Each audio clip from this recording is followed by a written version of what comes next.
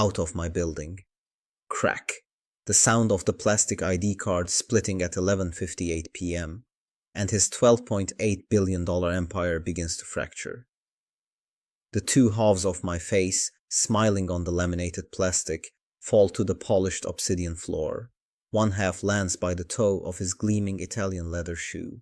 The other skitters under the security kiosk. He's breathing hard. A vein pulses in his temple, a tiny purple worm under pale, stretched skin. His name is Caleb Bancroft III, and this is his final mistake. They see a janitor in a grey jumpsuit, a ghost they've looked past for 3 years, the woman who empties his trash can. But they don't know I'm the architect of the very system he's standing on, and I hold the kill switch. My name is Zara Washington, and my clearance is designated Omega, a designation that grants me unilateral control over 97.3% of Bancroft Industries' digital and physical infrastructure, a network connecting 31,482 employees across 4 continents, a system I built from a single line of code in a basement they forgot they owned. And I haven't even taken my hands out of my pockets yet. The security guards, Johnson and Miller, hesitate. They look at Mr. Bancroft, their boss. Then they look at me, the woman they share coffee with at 3 a.m. when the building is silent. Their hands hover over their belts. Confusion is a fog in their eyes. They've never seen him this unhinged. They've never seen me this still. What do you do when your god starts screaming at the furniture? You freeze. That's what they do. They freeze. But the internet? The internet never freezes. A phone is out. A slim rose gold device in the hand of a junior analyst who was working late. It's live streaming. I can see the red live icon from here. I can almost feel the data flowing out of this gilded cage and into the world that is about to become a jury. Mr. Bancroft doesn't see it. He only sees me, a stain on his perfect sterile lobby, a problem to be erased. His voice echoes in the cavernous space, bouncing off the 40-foot marble walls. Did you hear me? Get this thing out of here. Now. The word hangs in the air. Thing, not person, not woman, not employee. It's a word meant to strip me down to nothing, but he doesn't know. He doesn't know that in this building, in this system, I am the only thing that is everything. The digital clock on the wall clicks to 11:59 p.m. 1 minute. 1 minute until the system deploys. My system. Codenamed Blueprint. It's not a program, it's a judgment. And court is now in session. My heart isn't pounding, it's steady. A slow, rhythmic drum. Each beat is a name, a memory, a reason. This isn't about tonight, this has been building for years. And it's funny, the things you remember when it all comes down to the wire. You'd think it would be the big moments, the grand injustices. But it's the small cuts that bleed the most. It starts with the little things, doesn't it? The paper cuts of bias that you're told to ignore. But they don't heal, they fester. And after a while, you have 1,000 infected wounds. You'd do the same, wouldn't you? When the world keeps telling you you're invisible, you find a way to make them see. 2021, the sub-level 3 server farm, 4:17 a.m. The air was cold, thick with the hum of a million tiny fans cooling the brain of Bancroft Industries. I was neck-deep in a recursive code loop that was threatening to crash the entire Eastern Seaboard's logistics network. My fingers flew across 3 keyboards, my screen a waterfall of green and black text. I hadn't slept in 50 hours. I was fueled by stale coffee and the sheer beautiful thrill of the problem. That's when he first saw me. Not me, Zara Washington, MIT graduate, summa cum laude, lead systems architect. But me, a black woman in a utility jumpsuit, surrounded by blinking lights. He was giving a late-night tour to some German investors. His voice, slick with manufactured charm, cut through the server hum. And this, gentleman, is the heart of the operation, a marvel of modern engineering. He gestured vaguely at the server racks, his gaze sweeping right over me. One of the investors, a stern-looking man named Klaus, pointed a polished finger in my direction. And who is this diligent worker? The core of your stability, yes? I paused my typing, a flicker of hope in my chest. This was it, the moment of recognition. Caleb Bancroft III turned. He looked at me. Truly looked at me for the first time. His eyes took in my dark skin, my braided hair tucked under a beanie, my functional, oil-stained jumpsuit. And he smiled a thin, dismissive smile. Oh, that's just part of the custodial staff. Tireless, these people. Keeping the place spotless so the real magic can happen. He winked at Klaus. Custodial staff. The words hit me harder than a physical blow. I, who had personally written the 7 million lines of code that kept his marvel of modern engineering from collapsing into a heap of scrap metal, was just the janitor, the man who polished the floors. The investors nodded, satisfied. They moved on. He never even looked back. I turned back to my screen. The recursive loop was still threatening to cascade. My fingers hovered over the keyboard. For a split second, I thought about letting it burn, letting his entire logistics network snarl itself into a knot so tight it would take them a decade to untangle. But that's not who I am. I fixed the bug. I saved his network. And I planted a seed. A seed of a system that would remember. A system that would keep score. He thought I was polishing the floors. He wasn't entirely wrong. I was polishing a weapon. Every line of code I wrote from that day forward had a dual purpose. One for them. And one for me. But here's the crazy part. That wasn't even the first time. The pattern was set long before that. You have to understand the dismissal wasn't an event. It was the environment. It was the air we breathed in that glass tower. 2019, the 72nd floor conference room, 10:02 a.m. It was my first major project pitch. Project Chimera, a predictive analytics engine that could forecast market shifts with 92% accuracy. It was my baby.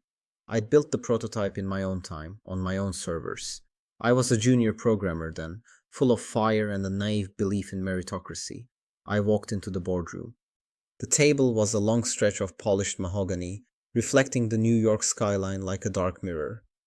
10 white men in identical gray suits stared at me, and at the head of the table, Caleb Bancroft Jr., the father, with his son, Caleb Bancroft III, sitting at his right hand, the seat of the heir apparent.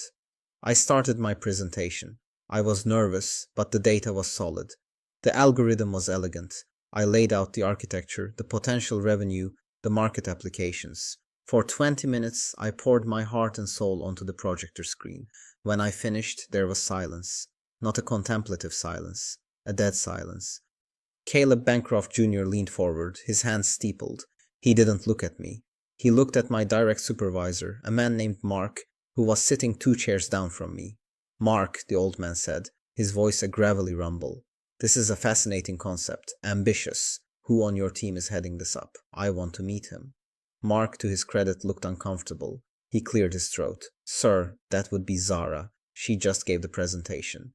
The old man's eyes flickered to me, a brief dismissive glance, as if he were noticing a smudge on the window.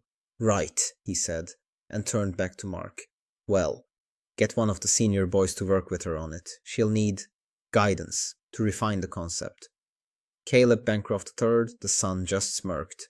He caught my eye and gave me a tiny condescending nod, a pat on the head for the clever pet. They didn't see a programmer. They saw a girl, a black girl who had stumbled upon a clever trick. They couldn't conceive that the architecture, the math, the vision, it was all mine. In the next 48 hours, my project was reassigned. It was given to a senior programmer named Todd, a man who thought Python was a type of snake. My name was taken off the primary author list. I was relegated to contributor. They took my blueprint and scribbled their names all over it. And you know what they say, don't get mad, get even. No, that's not it. Don't get mad. Get a root level access key and build a backdoor into every system they will ever create. That's the real lesson. Most people would have quit. And maybe I should have. But I saw the bigger picture. They didn't just steal my project, they handed me the keys to the kingdom. They thought they were putting me in a box, but they put me in the master control room. They just forgot to tell me where the light switch was. I found it on my own. And I've had my hand on it ever since. They never saw the late nights, the weekends I spent not just doing my job, but learning theirs.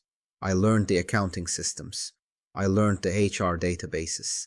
I learned the encrypted communications of the board members. They thought I was a janitor, a coder, a cog. They never realized I was the ghost in their machine. And the thing about ghosts is, they see everything. But what happened next, that was the moment everything changed. It was the moment the quiet war turned into a final, ticking countdown. It wasn't just about my work anymore. It became personal. They made it personal. 2022, the Founders Gala, 9:30 p.m.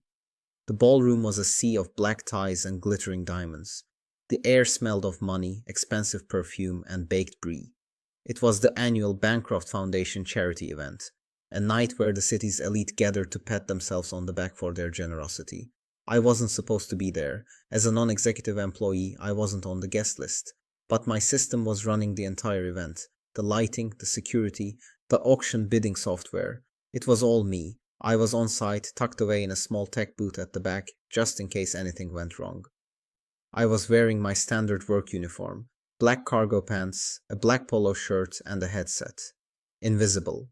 At one point, a critical power relay to the main stage malfunctioned. The lights flickered. A murmur of concern went through the crowd. I bypassed the fried hardware from my console, rerouting power through a secondary grid. The lights came back on, brighter than before. No one noticed. The crisis was averted in 12 seconds. Later, I had to leave the booth to physically check a network switch behind the main bar. As I was kneeling, my toolkit open, a woman in a shimmering silver dress stumbled. Her champagne flute, full of bubbling gold, tipped and spilled all down the front of her gown. Splash! She gasped, and then she looked down, and she saw me. Me, a black woman in a work uniform at her feet. Before I could even offer to help, her face twisted into a mask of pure, unadulterated rage. "You," she shrieked, pointing a diamond-encrusted finger at my face. "You clumsy oaf! Look what you did! This is couture!" Her husband, a beefy man with a red face, rushed over. He didn't ask what happened. He didn't need to. The scene was already set in his mind. He saw his wife. He saw me. The equation was simple. He grabbed my arm. His fingers dug into my bicep hard. "What is wrong with you people? Can't you even watch where you're going?" And then, from the crowd, a familiar voice. Caleb Bancroft III. He strode over, a look of deep annoyance on his face, not at the couple, at me. He saw the disruption. He saw the cause. A familiar equation. "What's the problem here?" he asked, his voice tight. The woman wailed. "Your help ruined my dress. She just bumped right into me." It was a lie. A complete, blatant lie. But it was a lie that fit their world. I opened my mouth to speak, to defend myself, to explain that I was just doing my job, that she had stumbled. Bancroft cut me off. He didn't even look at me. He put a placating hand on the husband's shoulder. "I am so sorry, so sorry. We'll cover the cleaning, of course, whatever it costs." Then he turned to me. His eyes were cold steel. His voice dropped to a low, venomous whisper that only I could hear. "You are a liability. Get your things. Go to HR in the morning. We're done." He fired me, just like that, in front of everyone, for something I didn't do. Because in his world, I was just a prop, a faceless, nameless part of the service staff. And when a guest is unhappy, you just throw the prop away. But he didn't realize who he was talking to. He thought he was firing a technician. He was really just arming a bomb. I didn't say a word. I just stood up. I looked at the woman in her ruined dress. I looked at her angry husband. And I looked at Caleb Bancroft III, his face a perfect mask of privileged authority. I gave a small, polite nod, and I walked away. I didn't go to HR in the morning. I went to a secure off-site server that only I knew existed, and I initiated the final sequence of the blueprint protocol. A 4-day countdown, just enough time for them to feel secure, just enough time for the blade to get into position, just enough time for him to forget my face. And he did, until tonight, which brings us back here. To the lobby, to the shattered ID card on the floor, to the 2 security guards who still haven't moved. The live stream is still running.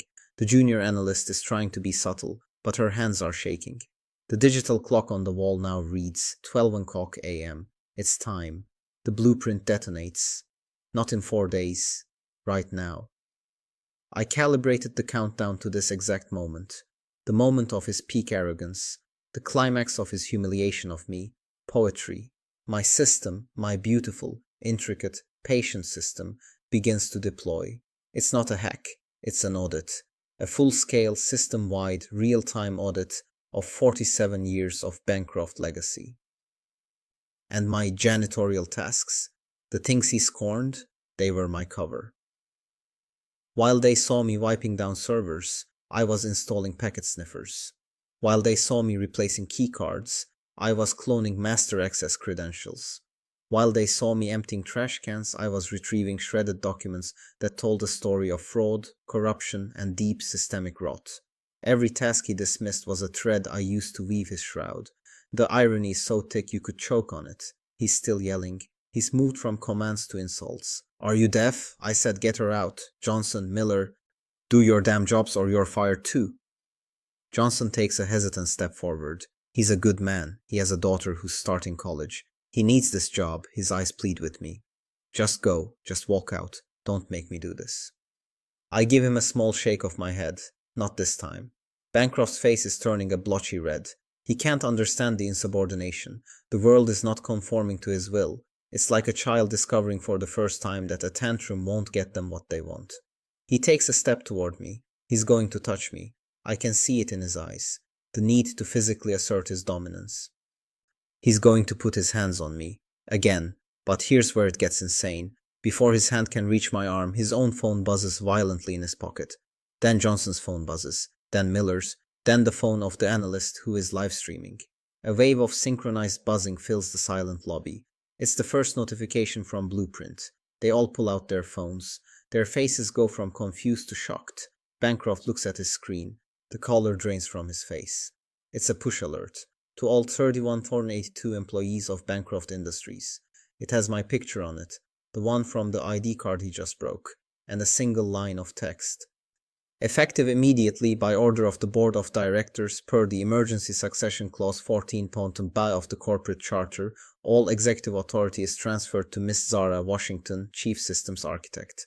Bancroft looks up from his phone. His eyes are wide with disbelief. He looks at me. He looks at my gray jumpsuit. He looks back at the picture of me on his phone, a professional headshot from my initial hiring file that I just pushed to the system. The two images don't compute in his brain. You can see the gears grinding, smoking, braking. What? What is this? He stammers. A prank? This is a joke. He's looking for an explanation that fits his world. A hack. A silly prank by some IT nerd.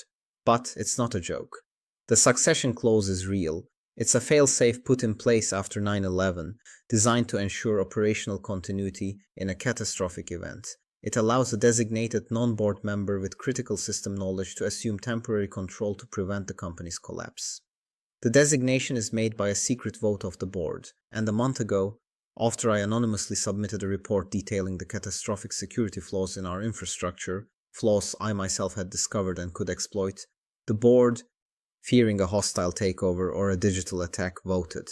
They didn't know who they were voting for, just a clearance level. Omega. They voted to give ultimate power to me. They just didn't know my name, or my face, but they're about to. Most people stop here. They think the story's over. A clever bit of corporate maneuvering. But what happens next flips the entire board. This isn't about a promotion. This is about a reckoning. Bancroft is still sputtering. The board, clause 14b, that's for a terrorist attack. You can't just invoke it. I can, I say. My first words of the night, my voice is calm, even. It doesn't even sound like my own. It sounds like the building itself speaking. And I have. The catastrophic event is you. His mouth opens and closes like a fish. The logic is so simple, so direct, it short-circuits his sense of reality. He came down here tonight because of an alert. A system-wide security alert that I triggered. An alert about a critical vulnerability in the mainframe. He thought he was coming down to fix a problem. He is the problem. He looks at Johnson and Miller, expecting them to rush to his defense, to tackle me, to restore the natural order of things, but they are looking at their phones. A second notification has just arrived. It's a direct order from me, their new boss. Security personnel, stand down. Observe and report only, do not interfere. They look at me, then they look at him, and for the first time they don't see the titan of industry. They see a man who has just been stripped of his power, screaming in a lobby at midnight. They see a liability, and they take a half step back. They are obeying my order. The shift is palpable. The gravity in the room has recentered. It now revolves around me. Bancroft feels it. the loss of control, the terrifying, bewildering evaporation of his authority, and he panics. The thin veneer of civilization cracks and falls away, revealing the ugly, snarling thing beneath. You can't do this, he bellows, his voice cracking. He takes another step toward me, his hand reaching out again, not to command, but to grab. A desperate physical attempt to regain control. You're just the help, you're a diversity hire, a token. The words are ugly, spat out like poison. They are meant to hurt, to diminish, to put me back in the box he built for me. And now the phones are all pointing at him, not just the one. Half a dozen now, as other late-night workers have come to see what the commotion is about. The Greek chorus has assembled. He's no longer just yelling at me, he's performing for an audience, and he doubles down. He snatches the phone from the junior analyst's hand. He holds it up, his face contorted in a sneer, pointing its camera at me. You see this? This is what happens when you let them in. They think they own the place. They get delusions of grandeur. He's not talking to me anymore. He's talking to the invisible audience on the live stream. He's pleading his case to the court of public opinion, not realizing the verdict is already in. The live stream chat is exploding. I can see the comments scrolling past at an impossible speed on the phone's screen. Live stream chat explodes. OMG, did he just say, let them in? Live stream chat. That's a wrap for him. Cancelled. Live stream chat. She is so calm. Who is she? He doesn't see it. He's lost in his own racist monologue. My father built this company from the ground up with his bare hands. We didn't get handouts. We didn't benefit from some quota system. It's a lie. A beautiful all-American lie. His father inherited the company from his grandfather, who built it on questionable government contracts and the exploitation of non-unionized labor. I know this because I have the documents. The real ones. The ones he thinks were shredded a decade ago. I have them all, scanned, indexed, and ready to be published. With a single keystroke. His rant is escalating. He takes the torn half of my ID from his pocket, the one with my smiling face on it. He holds it up to the camera. This is what she is. A piece of plastic. A number in a system. Nothing. And then he does it. With a theatrical flourish, he tears the piece of plastic in two again. A public symbolic execution. He's not just tearing up an ID card, he's trying to tear up my identity, my existence. He's trying to erase me. He throws the little plastic squares at my feet. They flutter down like toxic confetti. He's panting now, his chest heaving. He looks around, a wild look in his eyes, expecting applause, expecting the world to snap back into place. But all he gets is silence. A heavy, judging silence. The only sound is the frantic clicking of a dozen phone cameras. The world is not snapping back, it's shattering, and in the silence I speak. 1 sentence, 10 words. I let them hang in the air, each one a perfectly weighted stone. This building, this company, this legacy is now mine, and then absolute silence, not for 1.5 beats, for 5. I let it stretch. I let the words sink into the marble, into the steel, into the terrified minds of every person watching. I watched the concept land in Caleb Bancroft's eyes. I watched the denial, the confusion, the dawning soul-crushing horror. He thought he was the king, standing in his castle. He just found out he's a guest, and his reservation has just been terminated. The first tangible consequence is small, almost imperceptible. A tiny red light on Johnson's security console blinks once, then turns a solid, angry crimson. Access denied. He tries to swipe his own master key card. Nothing. Miller tries his. Red light. A low, electronic beep echoes in the lobby. The sound of a lock that will no longer open. Then a new sound, a chime. It comes from everyone's phone at once. A news alert, push notification. Bloomberg, breaking, Bancroft Industries, BNCR. Stock halts trading, pending a leadership announcement. Plunges 18th in after-hours activity. Bancroft looks at his phone. He sees the headline. He sees the red arrow pointing straight down. $2.3 billion of his family's net worth gone, erased, in the time it took for him to tear up my ID card. And the purge is just beginning. On the large video wall behind the security desk, which usually shows a soothing corporate logo, the display flickers. A new window opens. It's the Bancroft Industries internal contract portal, live, A list of their top 100 corporate partners is displayed. One by one, next to each name, a status indicator begins to change. Lockheed Martin, access revoked. Pfizer, access revoked. ExxonMobil, access revoked. My algorithm is severing the digital handshakes. It's dissolving partnerships in real time. Each revoked is a multi-million-dollar contract nullified. The veins of his empire are being cauterized one by one. Bancroft makes a strangled noise in the back of his throat. He stumbles back, his hand reaching out to steady himself on the security desk. But as his hand touches it, all the monitors on the desk go black.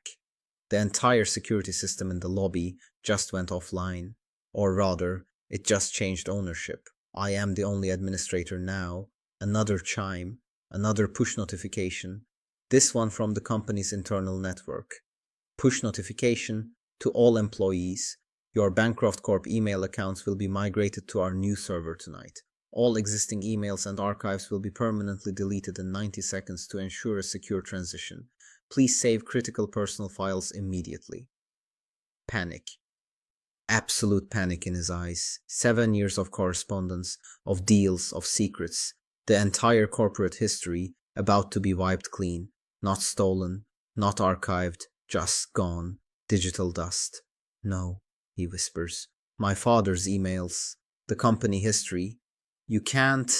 I can, I say. My voice still quiet, still calm. And I am. A company that forgets its history is doomed to repeat it. I consider this a public service. On the video wall, a countdown timer appears. 60 seconds, 59, 58. He fumbles for his phone, his fingers shaking too badly to unlock it. He's trying to call someone. His lawyer, the board, his father. It doesn't matter. Because a new notification flashes across his screen. Carrier, no service. I just took Bancroft Industries off the grid. The building's internal cell towers are mine. The Wi-Fi is mine. The landlines are mine. He is in a digital black hole of my creation. He is completely, utterly alone. Trapped in the monument his family built, with the ghost who is now its warden. The countdown hits 0. The email archives are gone. The video wall now shows a live feed. A bird's eye view of a massive warehouse. The Bancroft family private art collection storage. A digitized inventory is listed on the left. On the right, a live stream from inside the facility. A robotic arm, the kind used for moving delicate artifacts, whirs to life. It moves towards a Degas statue. The inventory line item for the statue flashes red. Ownership pending verification. I've triggered an automated audit of every single asset the Bancroft family owns. Every piece of art, every property, every stock certificate. They are all frozen, locked in a digital purgatory until ownership can be proven. But the ownership documents? They were in the email archive. The one that was just deleted. He understands this. The look on his face is one of utter devastation. It's the look of a man watching his entire world, his entire history, his entire identity dissolve in front of his eyes. And that's when the collapse begins. The arrogance drains away, replaced by a desperate, primal fear. The begging starts. Please, he whimpers, his voice small, pathetic. He takes a step toward me, his hands outstretched, palms up, a gesture of supplication. Please stop. Whatever you want. Money? A promotion? I'll give you anything. I just look at him. My face is a blank slate. No anger, no satisfaction, nothing. The time for emotion is over. Now is the time for accounting. He tries a new tactic. Threats. His voice gets a little stronger, but it's brittle, thin. You have no idea who you're messing with. My family has connections. We will bury you. I will spend every last cent I have to ruin you. It's sad, really. He's threatening me with money that no longer exists. He's threatening me with a power that has been turned off. He's a king shouting orders in an empty room. And then come the tears. Real tears. They streak down his pale cheeks. His carefully constructed world has crumbled, and all that's left is a terrified man. My father, this will kill him, he sobs. Everything he worked for, everything his father worked for, it's all gone. He sinks to his knees. The great Caleb Bancroft uttered on his knees on the obsidian floor of his lobby, weeping like a child. The security guards look away, embarrassed for him. The live stream is still running, capturing every pathetic moment. This is the image that will define him for the rest of his life. He looks up at me, his face a mess of tears and snot. Why? He asks, the question a raw wound. Why are you doing this? I let the question hang in the air for a long moment. I let him wallow in his own self-pity. Then I give him the answer. The only answer that matters. My voice is cold as the server room where he first dismissed me, as cold as the space between stars. You didn't see me, you saw a janitor, you saw a token, you saw a prop. You priced respect at $0, now pay the invoice. I turn and walk towards the elevator. The doors slide open before I press the button. Of course they do. The building knows who I am. As I step in, I look back at him one last time. He's just a broken man kneeling in the ruins of a legacy he didn't build and didn't know how to protect. The doors slide shut and I rise. Trending, hat Bancroft blackout. His empire dismantled live. Next headline, Bancroft CEO cries on floor. Viral clip hits 100M views. Final headline, Zara Washington, the Omega architect, new face of corporate justice. Social clip. A TikToker points to the screen showing Bancroft on his knees. Caption, he thought she was the janitor. She was the owner. The ultimate plot twist. Social clip. A financial news anchor looking stunned. Caption, we are witnessing a corporate extinction event orchestrated by one person from the inside. This changes everything. Social clip. A young black woman, tears in her eyes, speaks into her phone. Caption, for every time we've been overlooked, dismissed, or told we were just the help. Thank you, Zara Washington.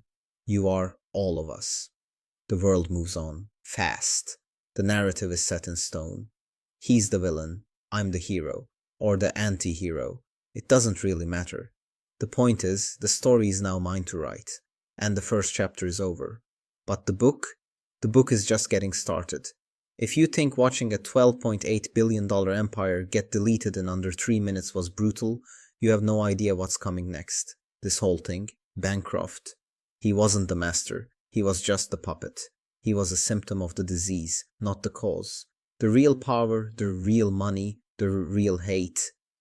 It sits one level higher on the board. And there's one board member in particular, a man who hides in the shadows, who not only approved of Bancroft's behavior but actively funded it. He's the one who wrote the playbook on corporate discrimination that the Bancrofts have been using for 47 years. He's the one who thought I would never find the paper trail. He was wrong. Wait till you see the board member who funded their hate. Drop next in the comments and I'll expose him, his offshore accounts, and his very, very dirty secrets tomorrow. Comment justice if you felt that slap of reality hit him. Share this with someone who forgets that respect is non-negotiable, that competence has no color, and that the person you ignore today might be the one who owns your world tomorrow. Subscribe so you don't miss the complete takedown of the board. The real war is about to begin. You won't want to miss it. Because the system isn't just broken, it's rotten to the core, and I'm not here to fix it. I'm here to burn it down and build something better on the ashes. The quiet part is over. Now we get loud. The journey up in the elevator is silent. The brushed steel walls reflect a distorted version of me. A woman in a grey jumpsuit. A ghost. But the reflection is wrong. I'm not a ghost anymore. I'm the most solid thing in this entire building. My destination is the 80th floor, the penthouse, Bancroft's office, his inner sanctum, a place I've only ever seen on blueprints. The elevator slows, a gentle chime announcing my arrival. The doors open onto a private lobby. A single security guard sits at a desk. He's older, with kind eyes. His name is Arthur. He's been with the company for 30 years. He always says hello to me when I do my 4 a.m. sweep. He always calls me by my name. He looks up, startled. He sees my jumpsuit. He's about to ask what I'm doing up here. Then his earpiece crackles. A new directive, from me. His eyes widen. He looks at me, then down at his console. My face is on his screen, a new title under my name, Acting Chief Executive Officer. He swallows hard. He stands up, not as a guard confronting an intruder, but as an employee addressing his boss. Ma'am, he says, his voice thick with shock. Welcome. Arthur, I say with a small nod. It's good to see you. I walk past him towards the large oak doors of Bancroft's office. My handprint is already authorized. I press my palm against the scanner. It glows green. The lock clicks open. The system is learning fast. It knows who is in charge. I step inside. The office is obscene, a monument to ego. Floor-to-ceiling windows offer a 270-degree view of the city lights. An enormous mahogany desk sits in the center, empty except for a single stupidly expensive pen. The air smells of leather and smugness. My phone buzzes. It's the first email to my new account. From the board's legal counsel. It's panicked, full of words like unprecedented and illegal. It threatens lawsuits. It demands I stand down. I read the first paragraph, then delete it without replying. They are playing by a rulebook I have just set on fire. They think they can fight me in court. They don't understand. I am the court now, the judge, the jury, and the executioner. My fight isn't with lawyers, it's with data, and I have all of it. I walk over to the window and look down at the city. A million lights twinkling below. A million stories. A million people who, like me, are overlooked and undervalued every single day. People who are told they are just the help. This isn't just for me, it's for them. My eyes drift to the Bancroft Tower across the plaza. The giant, illuminated letters spelling out his family name, a symbol of power, of permanence. As I watch, the lights on the sign flicker. One by one, the letters go dark. B-A-N-C-R-O-F-T. Until the sign is just a black scar against the night sky. Blueprint is efficient, I'll give it that. Another buzz. This one isn't an email, it's a secure message. From an encrypted channel I set up years ago. From an ally. Someone deep inside the system who saw what I saw. Someone who helped me lay the groundwork for this night. The message is short. He's trying to flee. Private airfield, Teterboro, a Gulfstream G650, tail number N47B, wheels up in 20 minutes. Caleb Bancroft III, trying to run, predictable. I walk over to his desk. I sit in his chair. It's still warm. I pull out my own laptop, a beat-up, sticker-covered machine that looks like a relic. But it's the most powerful weapon in the world right now. My fingers dance across the keyboard. I'm not a CEO, I'm not a janitor, I'm a programmer, and I'm about to write the next line of code in this story. 3 comments. That's all it takes. The first one goes to the FAA. I file an anonymous, high-priority security alert against tail number N47B, flagging it for potential contraband smuggling. His jet is now grounded indefinitely. He's not going anywhere. The second command goes to the Port Authority. I use my new executive authority to cancel the Bancroft corporate account at Teterboro. His pilots can't refuel, his crew can't access the tarmac. The third command is more subtle. It goes to a single phone, the phone of a journalist I have a relationship with, a woman who has been trying to crack the Bancroft empire for years. The message contains a flight number, a tail number, and a simple question. Wonder why a disgraced CEO would be trying to flee the country in the middle of the night. The trap is set, he can run, but all he will find are more walls that I built. A notification pops up on my screen. It's from the building management system, motion detected, executive garage, level P4. He's not at the airport. He's here. He's trying to get to one of his cars. I bring up the security feed. There he is, still in his suit, now disheveled. He's sprinting towards a black Bentley. He's fumbling with a key fob. It doesn't work. The car's internal computer is linked to the building's network, and the network is mine.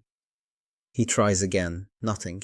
He slams his fist on the hood of the car in frustration. He looks around wild-eyed. He spots another car, a sleek silver Aston Martin. He runs to it. Same result. The key fob is dead. He goes from car to car, a Rolls-Royce, a Ferrari, a vintage Porsche. He owns a dozen priceless automobiles.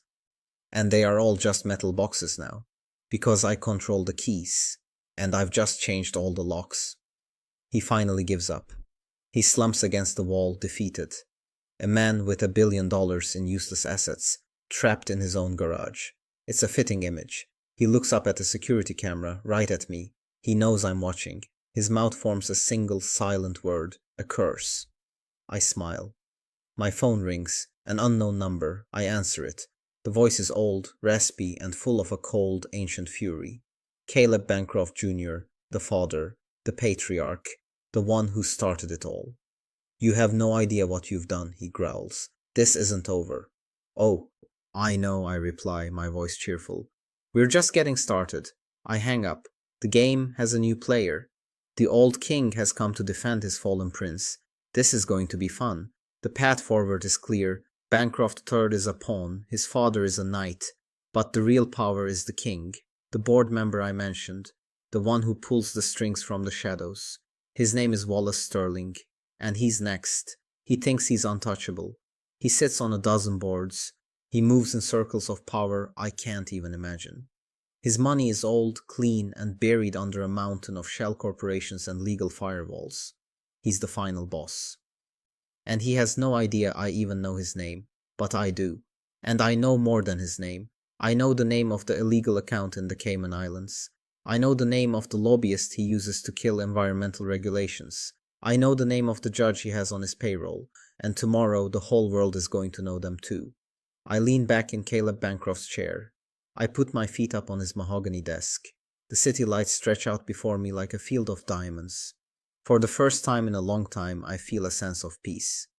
The work is not done. The fight is not over.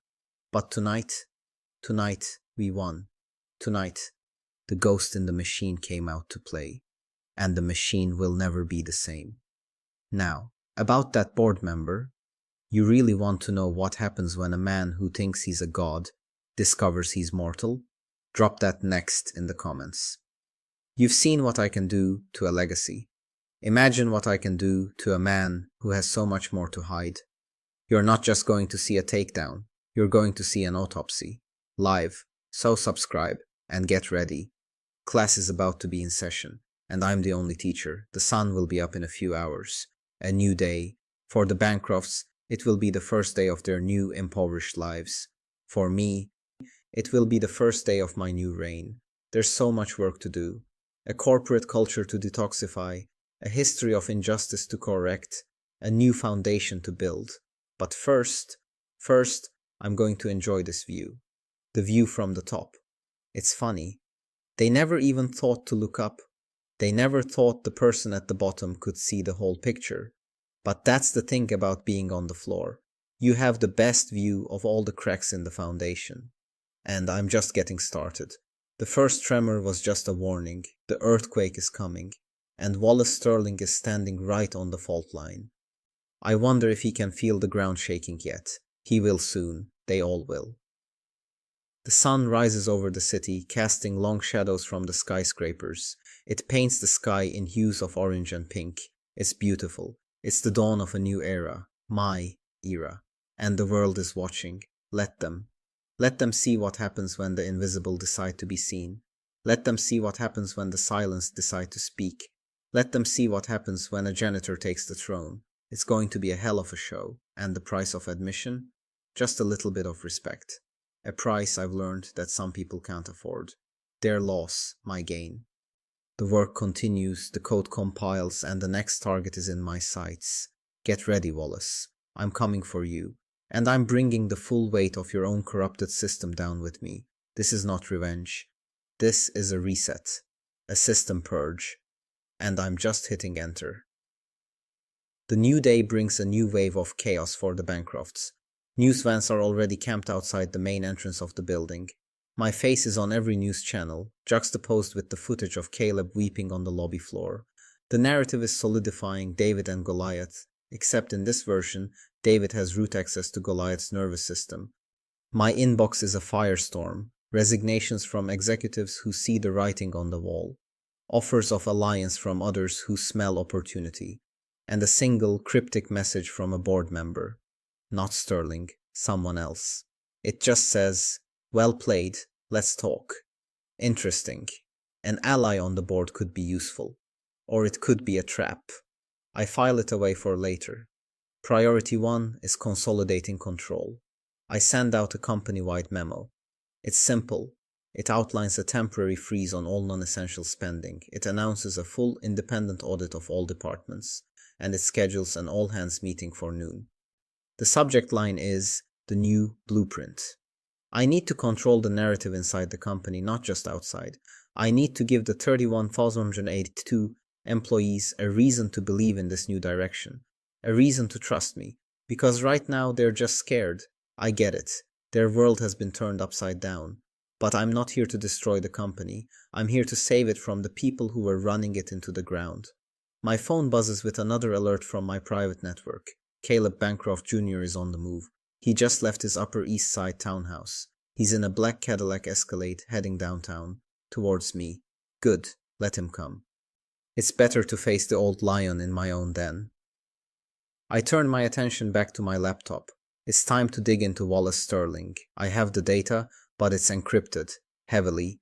It's a digital fortress. But I built the master key. I initiate a decryption sequence. It will take time. The algorithms he used are military grade, but so are mine. As the program runs, I pull up Sterling's public profile. Philanthropist, patron of the arts, pillar of the community. His foundation builds hospitals. His wife chairs charity balls. It's a perfect facade. But I've seen the raw data underneath. The foundation is a money laundering scheme. The charity balls are networking events for corporate criminals. It's a web of deceit so intricate, so well crafted, that no one has ever been able to unravel it. Until now. Because I'm not pulling on a single thread. I'm pulling the whole damn sweater. The decryption program flashes a notification. Attempt complete. This is going to be a long morning. Arthur buzzes me from the outer office. Ma'am, Mr. Bancroft Sr. is here to see you. He doesn't have an appointment. I smile. Send him in, Arthur. The old lion has entered the cage. Caleb Bancroft Jr. storms into the office. He is the picture of old world power. A perfectly tailored suit, a mane of silver hair, and eyes that have seen and done things that would make a lesser man tremble. He is not weeping like his son. He is radiating pure, distilled rage. Who the hell do you think you are? He snarls, his voice low and dangerous. He doesn't wait for an answer. He walks around the desk, invading my personal space. He's trying to intimidate me. The classic power play. I don't move. I just lean back in my chair and look up at him. I'm the woman who holds your family's legacy in the palm of her hand, I say calmly. And you should know, the hand is starting to cramp. His face flushes with anger. You think this is a game? You've destroyed 47 years of hard work. My work is what kept this company alive for the last 5 years, I counter. Your son's incompetence was about to run it into the ground. I have the data to prove it. The bad investments, the failed product launches, the sexual harassment settlements he paid out from the corporate account. Should I go on? He's taken aback. He didn't think I knew about the settlements. That was buried deep. But nothing is buried deep enough. This is a hostile takeover, he says, changing tactics. The board will never let you get away with this.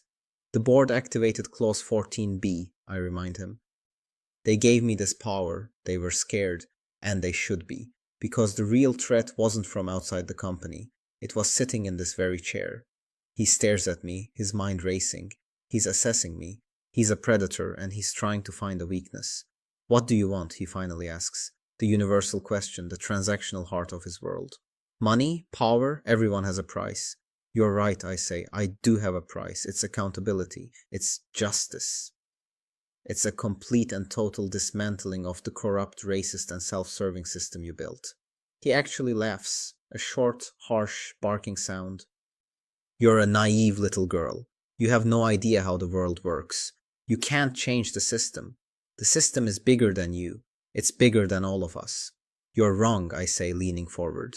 My voice drops, and for the first time, I let some of my own cold fury seep through. The system isn't some magical, unknowable force.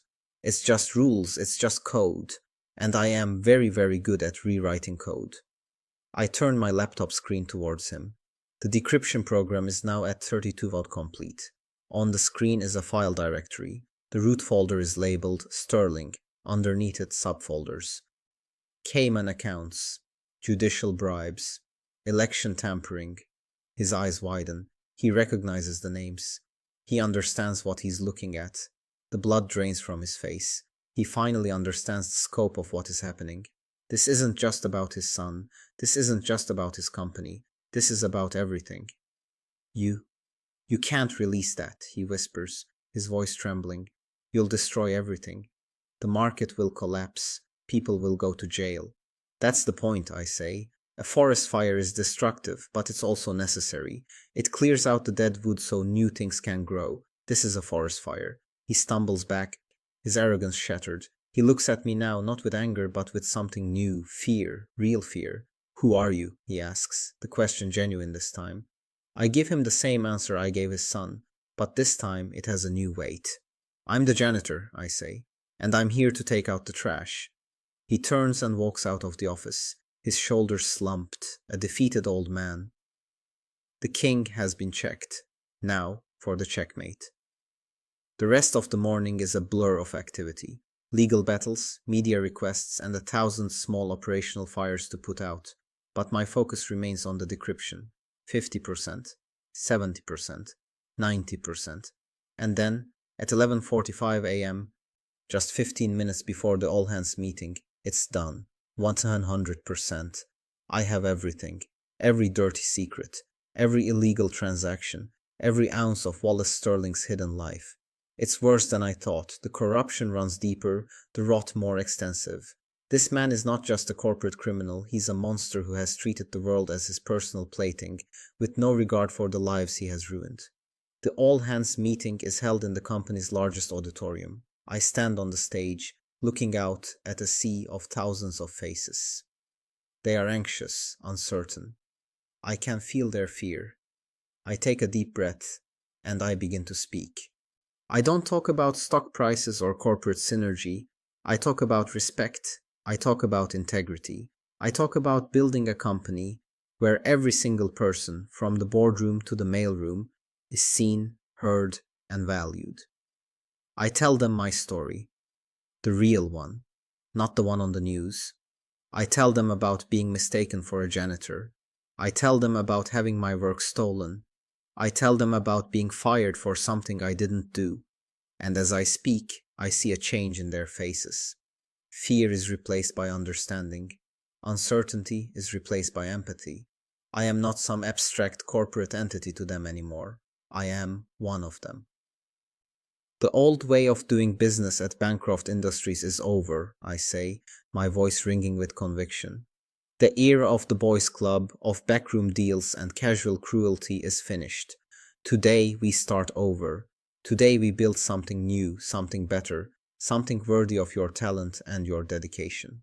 I end the speech by announcing a new company-wide policy, a 20% profit-sharing plan for all non-executive employees. The money will come directly from the now frozen executive bonus pool. The auditorium erupts. The applause is deafening. It's a roar of approval, of hope. For the first time, they see a future they can believe in. I have won their hearts and minds. Now it's time to slay the dragon. As the applause dies down, I put a single image up on the giant screen behind me. It's a picture of Wallace Sterling, smiling, benevolent, the picture of a respected philanthropist. Many of you know this man, I say, my voice turning to ice. He has sat on our board for 20 years. He has been a friend and mentor to the Bancroft family. He is a pillar of our community. I pause. I let the silence hang in the air.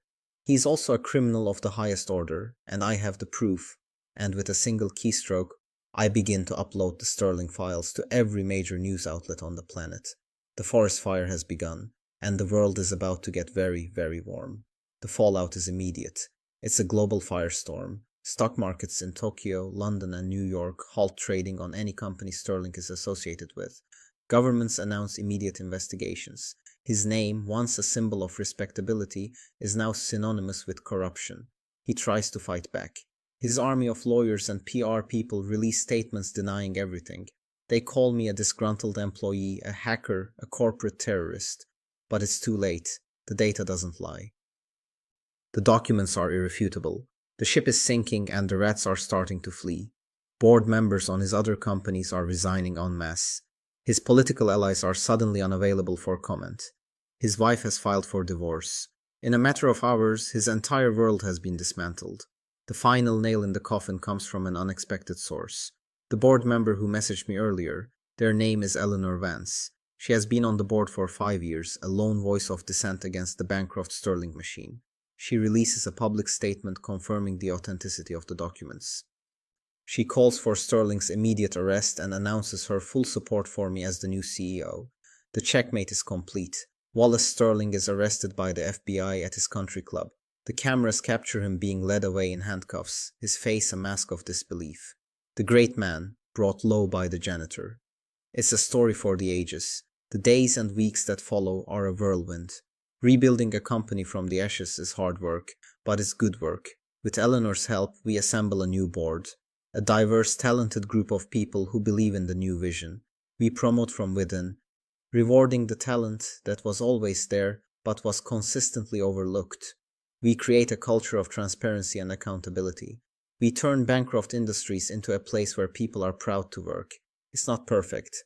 The scars of the old regime are deep, but it's a start. As for the bankrupts, their story ends not with a bang, but with a whimper. Their assets are seized, their homes are auctioned off, they fade into obscurity, a cautionary tale whispered in the boardrooms of the powerful. I never see them again, and I never think of them again. They are a closed chapter in a book I am still writing. Sometimes late at night, I walk down to the lobby. The building is quiet, just the gentle hum of the systems I built. My systems.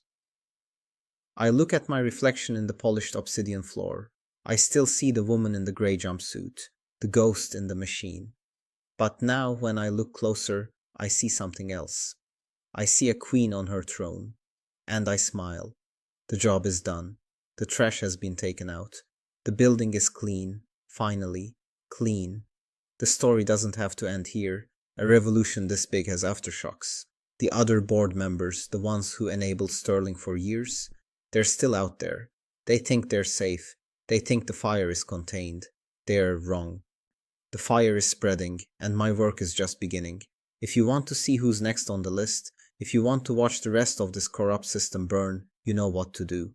The revolution will be televised, and you have a front row seat. Don't even blink. You might miss the next empire falling. And believe me, you don't want to miss that. It's a sight to behold. The system is vast. It's not just one company, one board. It's a network, a club. And they protect their own, but their walls are old. Their firewalls are outdated. They never planned for a threat from the inside. They never planned for me. And now, I have the blueprint to their entire world, and I'm not afraid to use it. The question is, are you ready to see what happens next? Because the story is far from over. In fact, this was just the prologue. The real storm is about to break, and I'm holding the lightning